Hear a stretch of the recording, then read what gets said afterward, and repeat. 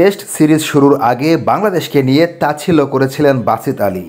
নিজের ইউটিউব চ্যানেলে পাকিস্তানের সাবেক ব্যাটার বলেছিলেন, শুধু বৃষ্টি বাঁচাতে পারে বাংলাদেশকে, এছাড়া দুই দলের কোনো তুলনা চলে না। হোম কন্ডিশনের পুরো সুবিধা পাবে পাকিস্তান। বাংলাদেশকে তাদের মাঠেই টেস্টে হারিয়েছে পাকিস্তান।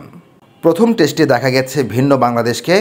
রাওয়ালপিন্ডিতে প্রথম টেস্টে পাকিস্তানকে 10 উইকেটে হারিয়ে তাদের মাঠে প্রথম জয় পায় বাংলাদেশ।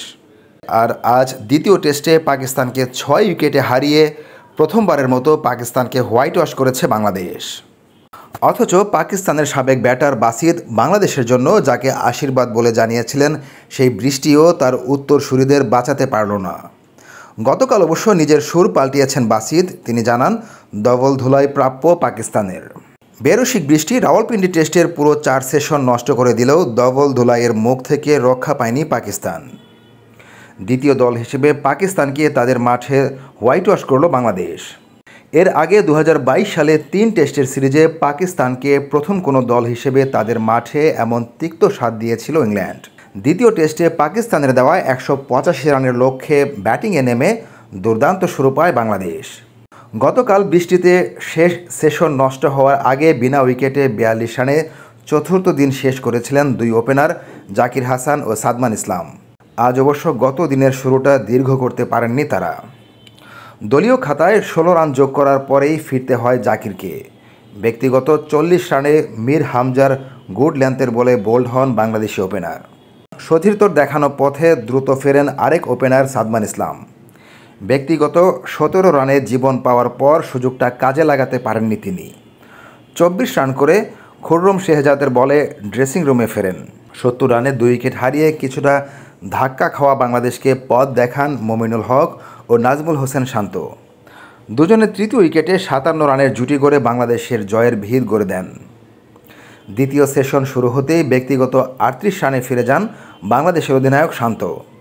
দারুণ শুরু করা মমিনুলও ফিরেন 34 রানে। জয়ের বাকি কাজটুকু পরে সারেন মুশফিকুর রহিম ও সাকিব আল হাসান। দলকে 6 উইকেটের জয় এনে দিয়ে মাঠ ছাড়েন তারা। মুশফিকের 22 রানের বিপরীতে 21 রানে অপরাজিত থাকেন সাকিব। ঐতিহাসিক সিরিজ জয়ে দলীয় পারফরমেন্স প্রদর্শন করেছে বাংলাদেশ।